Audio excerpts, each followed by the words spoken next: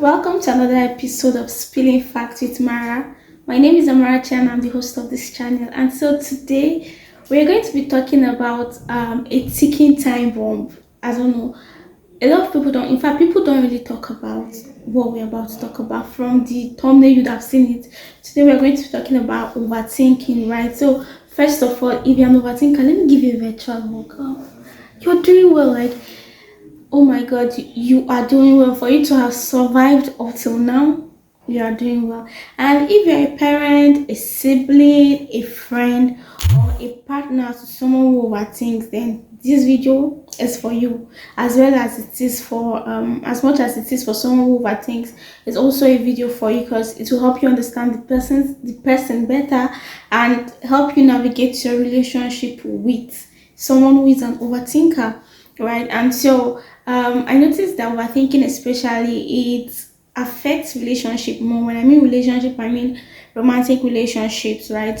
More and friendship, probably because when it comes for family, parents, sibling, it's more like we don't get to open up that much to family in the early days of our life, except maybe as we grow, we tend to understand each other better and tend to open up to each other better. But most of the time, it affects friendships and relationships. And so, because this channel is all about cracking life codes and talking about topics people run away from talking about, right? That's why I decided to talk about overthinking today. So in today's video, we'll be talking about overthinking. We want to break it down in layman's language, what it actually is, right? We'll be talking about the myths of overthinking. We'll be talking about the triggers, what triggers overthinking. We'll also be talking about the pros and cons and how to navigate overthinking in general. So without further ado, let's hop right into the topic.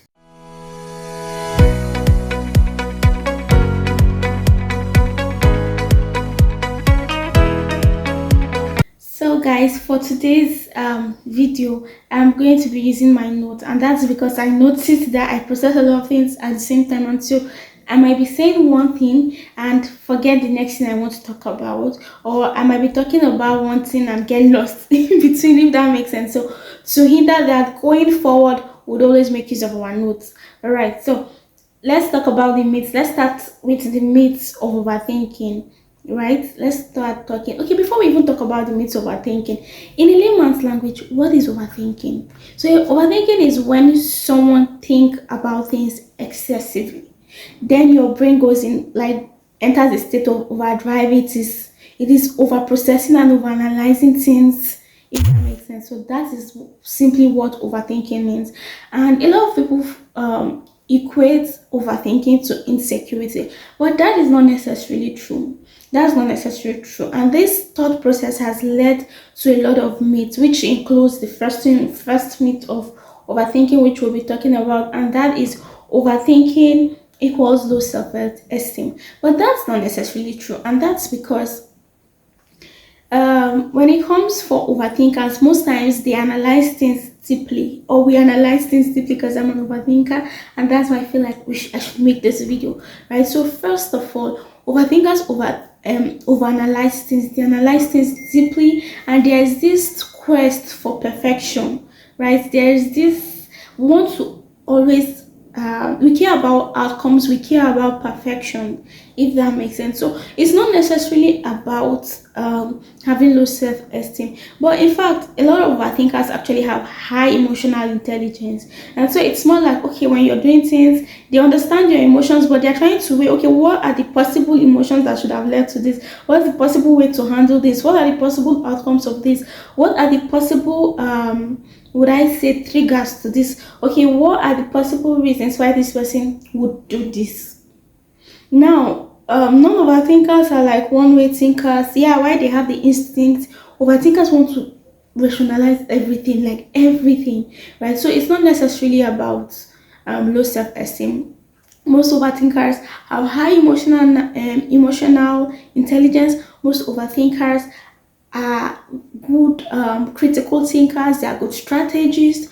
Most overthinkers strive for perfection, if that makes sense. So I hope that debunks the first myth that people who overthink have low self-esteem. Nah, it's not always true. While it might be a thing, some people overthink because maybe they have low self-esteem. Let's say you're with a group of friends and you don't feel high enough or confident about yourself enough, and you feel like anything that happens is because you are not enough or people don't look up to your stuff. That can be a thing, but it is not always the case, right? So that's the first myth. And the second myth we are going to be debunking is that confident people don't overthink. Who told you? Who told you? In fact, a lot of confident people, a lot of narcissists, though it's not a good thing, but well, a lot of confident people and a lot of people who feel like they are always on top of their game, but those who are really on top of their game and those who feel like they're really on top of their game most times overthink.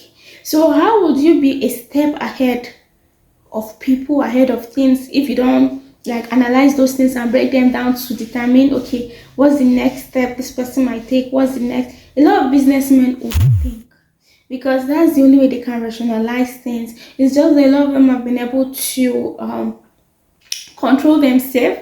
If I will put it that way, they found a healthy way to navigate the whole thing and make sure it does not affect what they do. But you see big businessmen who are thriving in whatever they do, most of them overthink. In fact, I have not really done the analysis, right? I've not researched into the analysis, but trust me, we have more people who overthink than we know. We have a lot of them that we know. But I think it is overthinking kind of is even more profound in relationships, romantic relationships, than it is with would I say familiar relationships, so with family, siblings, parents. It's not that profound, but when it comes to friendship and most especially relationships, romantic relationships, it affects a lot and it is more profound, if that makes sense. So but I hope we're able to debunk the myth that confident people we're able to debunk the myth that confident people don't overthink. They actually do, if that makes sense. They actually do. All right, let's go to the third thing on our list about let's go to the third thing on the list about the myths about overthinking. So the third thing is overthinking is always bad. Not necessarily true. Like I already mentioned before now, a lot of businessmen, top businessmen overthink because that's how you're able to make decisions. If you're able to analyze things very well. So it's not always a good thing, but it's not always bad. So it is good when you have to make strategic decisions, when you have to take strategic steps. It helps you to rationalize things, to analyze things, right, and make better decisions. So that goes to tell you that it's not necessarily a bad thing. So if you're an overthinker, there is this good part of it. So you're not necessarily a bad person. The only thing is to be able to handle it, to learn how to handle it better. All right, the next thing we're going to be talking about is first of all, if you're an overthinker, you're not a bad person. That does not make you bad. So accept that you are, just like I have accepted I am an overthinker. And whatever it is you feel when you overthink, they are valid. Now that doesn't mean they are necessarily correct. They are valid because a lot of things might have triggered them, right? They might have been triggered by certain things. So you are not necessarily the bad person for overthinking, but probably the person you are dealing with, the people you are dealing with have done things that have caused you to overthink. I know one funny thing. While overthinking is not so good, right? It kind of intertwines with our instinct, if that makes sense. It intertwines with our instinct, and that's when you see that majority of the things you overthink come to pass, like happens. Now again, it's a two-edged sword. You know, sometimes your thoughts are words that you don't speak, and this word is more spiritual than we know. It's more spiritual than physical. In fact, the physical things are more like manifestations of the spiritual things. So and that's why they'll tell you don't say negative things, don't allow yourself to think negative things, don't allow yourself to wallow or like brood negative thoughts. And now that's because as much as you're not speaking it out, that is what you have already, that's what you've already believed in your mind. And somehow the universe have a way of making this come to pass because indirectly your actions will be speaking that this is what you believe in.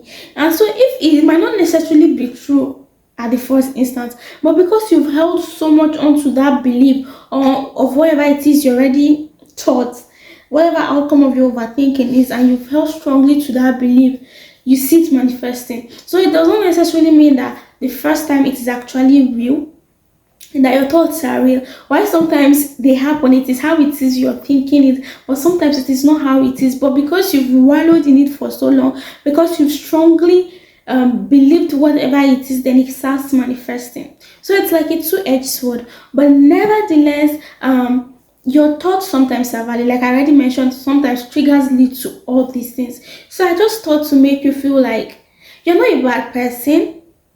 I'm just going to tell me that you're not a bad person. Overthinking is not necessarily bad, but most of the times it's harmful to us as individuals, right? Because it can drain you excessively, it takes up your time, it takes up your mental ability, if that makes sense. So the time you would invest in doing things, you're using it to analyze situations. And some things are not really so deep.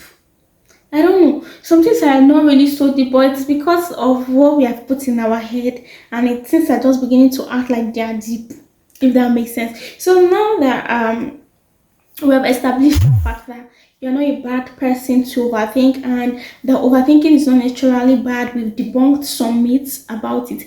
Let's talk about the triggers. What triggers overthinking? Now, first and foremost, when you are dealing with humans, right, reactions are a result of actions, if that makes sense. So overthinking is a result of an action. So you're dealing with people, and probably several times they've proven themselves to not be real, to not be true. After you have trusted people, it doesn't necessarily have to be your partners, it could be friends, it could be colleagues, but for each time you trust them, they tend to prove you wrong. Like they tend to tell you you've made a mistake trusting me, right? So now you now grow, you find yourself, when you now meet new people or you find yourself in certain situations, you can't trust people again. Now this is a result of other people's actions that have happened over time, if that makes sense. Now, so that goes to say your first trigger of overthinking is from past experiences, past traumas, people's actions towards you, people, would I say, attitude towards you. Something that has happened over time, and maybe something happens the first time, something happens the second time, it happens the third time. Trust me, even if you're not an overthinker, the fourth time, even if you're meeting a genuine person for a situation that is real, you would not believe it. Right, now that's the first thing. Let's talk about the second thing that triggers overthinking. So, okay, before I jump, I already started, but now I just looked down and I noticed that I actually categorized these triggers. They can either be external triggers or internal triggers. So let's say the first point which I already made is an external trigger because it's people, like it's a result of people's actions and the rest, right? But generally, based on my note, I kind of categorize them into two. That's internal triggers and external triggers. So let's start with the internal triggers. Okay, we already started with the external triggers, so let's continue with that. So like the first thing I said is it's a result of people actions towards you. The next thing is societal pressure. Now remember when I started, I said overthinkers tend to lean towards perfection. Now, because the society already has certain expectations of people, there's this thing about, oh, what will the society think if this is not a norm for the society. Because of those things, you have conditioned your mind, or somehow your mind has conditioned itself to overanalyze things to ensure that it suits or aligns with the norms of the society. So whatever it is you want to do, you find yourself trying to make sure that, oh, you're not derailing from what society actually wants, right? So while society pushes us to be the best, it can be a trigger. Okay, so let me give this example to make us understand. Let's say the way in society generally it's expected that after you're done schooling, you get a job, a good job, and then you get married.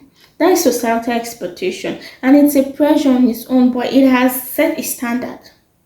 Now, for someone who overthinks, who leans towards perfection, you would want to beat that standard and even do better, right? So you get yourself finding, you see yourself thinking, oh, am I going to get? You're probably in school, you're almost graduating. You see yourself thinking, am I going to get a job?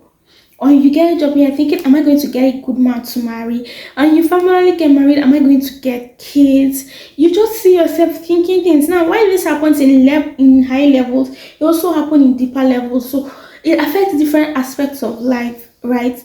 I just use that as an example to tell you how society itself is a trigger to a lot of overthinking scenarios we have.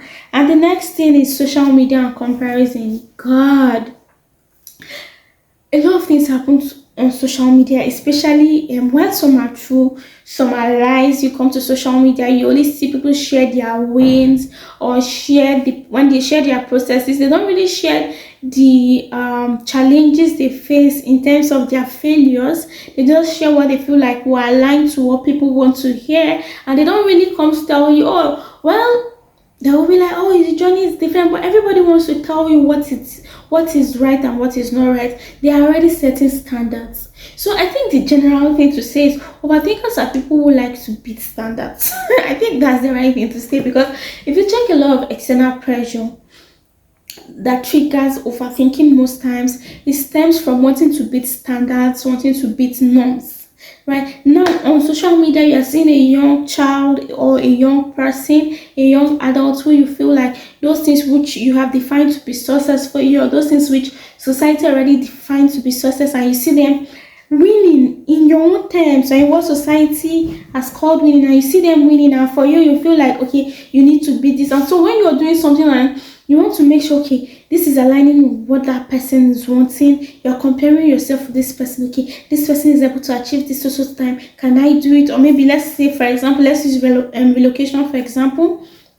You're like, you see how someone was not doing so well within the country, relocated somewhere else, and is now doing better and living the dream life of hanging out, having fun, going on vacation, doing this, and you're like, okay, you expect it to be the same for you. And so whatever you're doing, you're just expecting that, okay, this is the standard. If you travel out, you should do this. So your thought is, okay, if I'm in this country, things might not work out well. So how about I also relocate? Okay, if I'm relocating, so have to happen this way. Okay, so what's the worst scenario if I don't take these steps? This person too, like all those things. It's just more like setting standard and wanting to beat those standards. I hope this makes a whole lot of sense. I don't know if I'm actually able to articulate what's in my head, but I just hope you understand what I'm trying to say. Okay, so the next thing is criticism and judgment. Oh, so the fear of criticism and the fear of judgment leads us to overthink.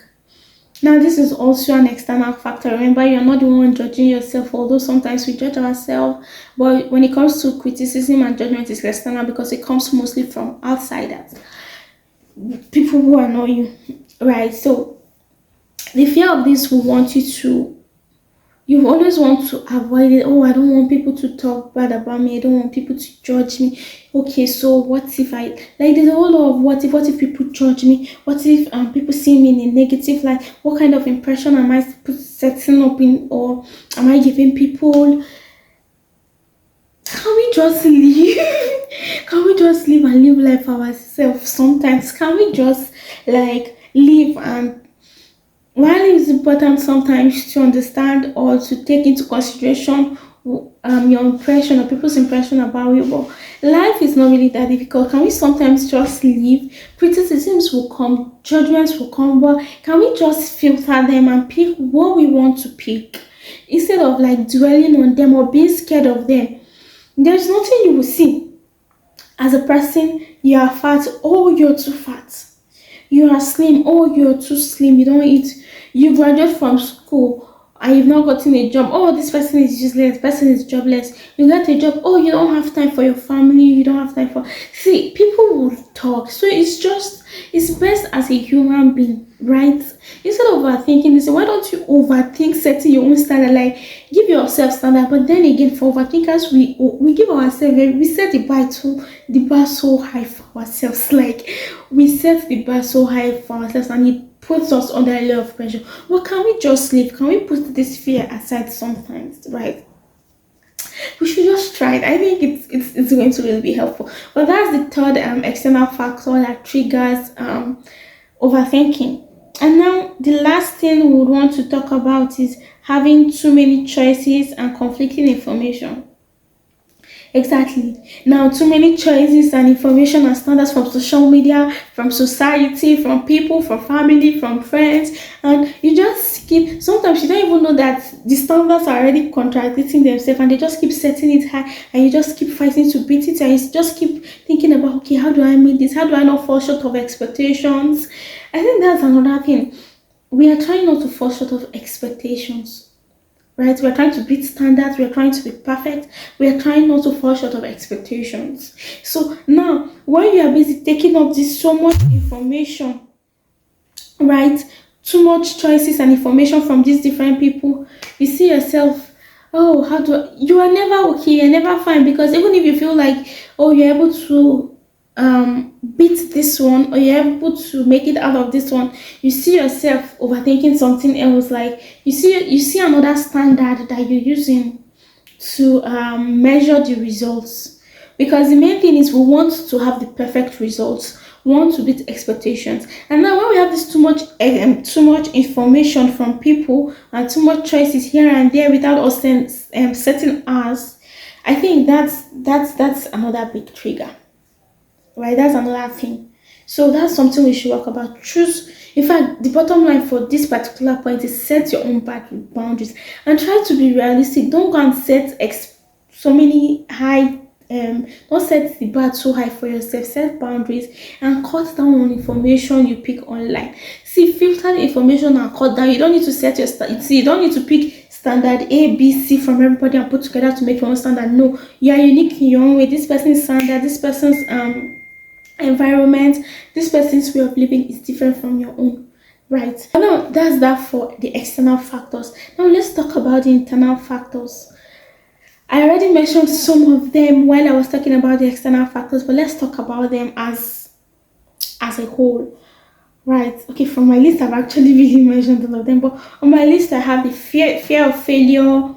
I have perfectionism. I have low self-esteem. I have uncertainty and lack of control. So for overthinkers, right, when we don't have, I don't really want to talk about perfectionism, low self-esteem, fear of failure, because I already touched on that. So we'll just be dealing on lack of control and uncertainty. We're always anxious. See, in fact, all of these points kind of in that one, when you're always anxious about the outcome of things, right? That is also a trigger. That's also a trigger. Now let's move over to the next thing on our list, and that's the pros and cons of overthinking. Okay, so should we start with the cons or should we start with the pros? Let's start with the cons of overthinking. So first, overthinking can lead to anxiety and stress. Like, you find yourself in a panic mode. Okay, so what if this doesn't work? What do I do? You are here, you are there. Your brain is stressed, your body is stressed. You're vibrating, you're shaking, whether mentally, literally. You just see yourself stressed, and that is not good for your mental health. That's not good for your health in general. It's not good for you as a person. All right. The next thing is it can cause decision paralysis. So you find yourself, you notice it makes it difficult for you to make decisions. See, I've been there, and I tell you that is truly a thing. You always, before you make a decision, oh, you want to know somebody's idea, because you're not just so sure of you, because you're not just so sure of your own decision, because you feel like you might make mistakes. So you're looking out for other people's opinion. You can't just make decisions for yourself. You find it difficult making decisions even to the smallest of things. Or you're always asking, okay, oh, make the decision for me. Okay, so do you think I am doing the right thing? And this is what I think. I'm not saying it's wrong for you to seek validation sometimes, right? You just want to be sure. It's not a bad thing, but with overthinking and it being a con, most times we don't even know, we don't have control over it. We just see ourselves always wanting to ask people for validation, which is not necessarily a good thing, because how about you need to make a very important decision there and then and there's nobody around? What happens? You just see yourself stuck and not able to do anything, which is not so good. And the next thing on the list is it can make you doubt yourself unnecessarily. See, this one is a thing. If you overthink a lot, sometimes you don't even know when you start attributing failures to yourself. So you might begin to feel, oh, you are the reason why this did not work out, or you did not really think things through, and that's why it did not work out. And you're forgetting that this is life, and sometimes you don't have control over things. Right. Now let's talk about the pros of overthinking. So while overthinking can cause you decision paralysis, overthinking can also help you make right decisions, because you are being strategic. You're analyzing your decisions. Okay, what are the worst possible outcomes of this decision I'm about to make? If things go wrong, what's the worst thing that can happen? If things go right, what is the worst thing that can happen? What's the best step I can take? It helps you to make right decisions. So I think that goes to say it's not necessarily a bad thing. You just have to try to strike a balance and make sure you're managing it in a very healthy way. All right, so the next thing is encourage problem solving. Let me just read out the points. One, it helps in risk assessment. It encourages problem solving and creativity and shows that you're thoughtful and considerate. So like I said, it helps you to analyze things. So you're always analyzing your risk. What's the worst possible scenario of things that might happen? Okay, and once you're able to figure that out, you're able to make a plan to be able to tackle those risks, right? And it helps you to think, oh, you're so thoughtful, you're strategic. Well, it puts you in a good light if it comes out positive, but if it doesn't come out positive, it puts you in a bad light. Is that something you really want to do? I don't know. So for me, I would advise striking a balance. So now let's talk about building healthy thinking habits. This video has gone on for so long, and I hope that we are making sense, and I hope I am making sense also to you. So if at this point you have not subscribed to this channel, what are you waiting for? Click on the subscribe button, turn on the notification button, so you can get update or notification whenever we post a new video, and so you don't get left out, and so we can keep the community growing. Share the video to someone who you know might need it, probably someone who overthinks, someone who you feel like has a friend, partner, or people dealing with overthinkers. This is a good video for them to watch, because it helps them understand overthinking, and also helps them debunk some myths and clear up some perspective, right? So let's get back into the last thing. We'll be talking about how to build healthy thinking habits. So one, set a time limit for thinking or for making a decision. While this might sound crazy, it's actually a thing, but it comes with discipline. You have to discipline yourself. So when you're giving yourself a time frame to make a decision, also condition yourself not to accept the other person. Condition yourself to say, okay, if I fail, I fail. Yeah, let me just make decision myself for once, or let me just take this risk for once. Right? We are scared of wrong outcomes, we are scared of negative outcomes, we're trying to assess every risk. Well, at the same time, we can try to say, okay, let's even see what happens. If it fails, okay, what happens? Let's just take that risk. So set a time to think. So if, let's say, you have a decision to make, set conditions for yourself not to ask for help, and also give yourself, okay, I'm going to decide on this at most before this evening without anybody's help.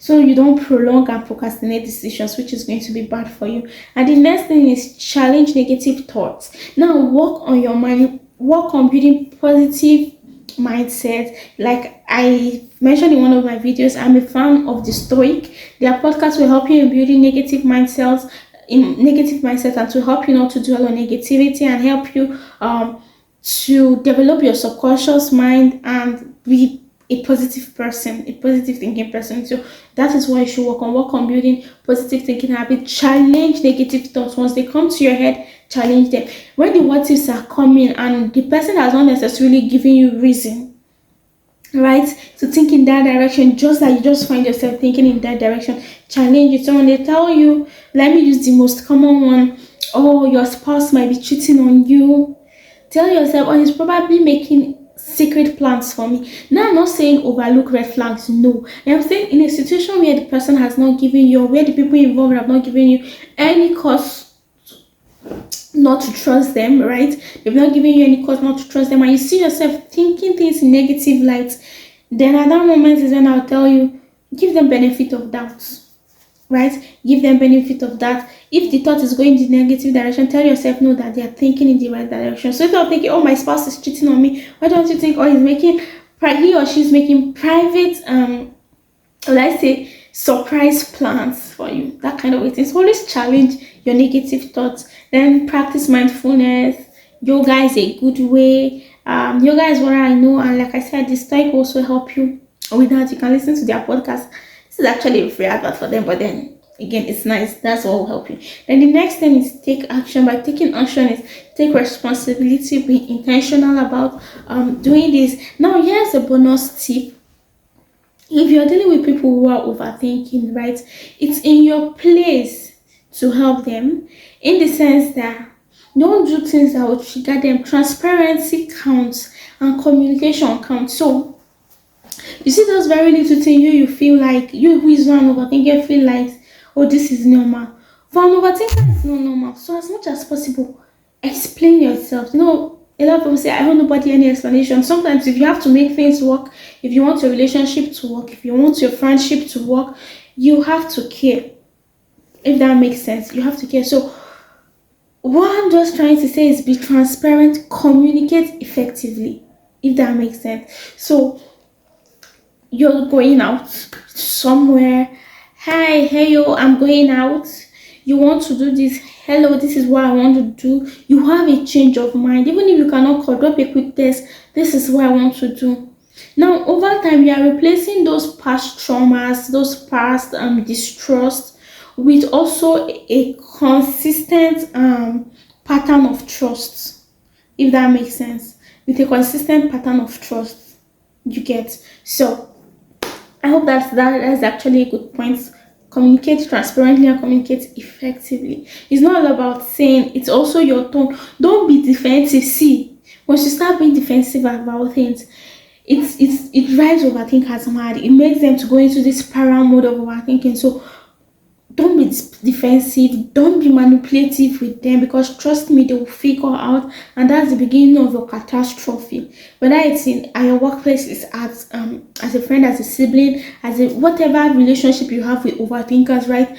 Don't try to be manipulative with them, because they'll find out, and the moment there's a seed of distrust, it spirals down, it worsens the whole thing, right? So that's that for this video. I hope I've been able to help you as an overthinker understand yourself, and I've also been able to help you or guide you through positive ways or healthy ways to handle overthinking. And as someone who is a parent or a relation or have a relationship to someone who overthink, I hope I've been able to help you understand this person's thought process, debunk myths, and also giving you tips on how to manage your relationship better. So if you like this video, don't forget, if you like the video, don't forget to like it. If you have not subscribed, what are you waiting for? Subscribe the video, and also check the channel for previous videos. They are something you would love. And also stay on the lookout for more interesting videos, because we have a lot of them coming. We have a lot of them planned for the channel, and trust me, you will love it. So subscribe, share the good news, share the gospel, share the video to people who that might need it. Turn on your notification button, and let's keep the community growing. And that's the end of today's episode on Spilling Facts with Mara. See you on this channel next week. Bye.